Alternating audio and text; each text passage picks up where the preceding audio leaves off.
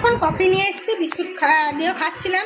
আমার ফোন এসেছিলো, তার ফোন এসেছিলো বলে ওই জন্য আমি কথা বলছিলাম বলে তাই জন্য ভিডিওটা করুন।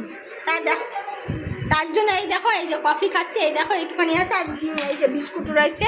হ্যাঁ, তার সাথে না কথা বলছিলাম বলে ওই জন্য বসে বসে বিস্কুট খাচ্ছে, আর তার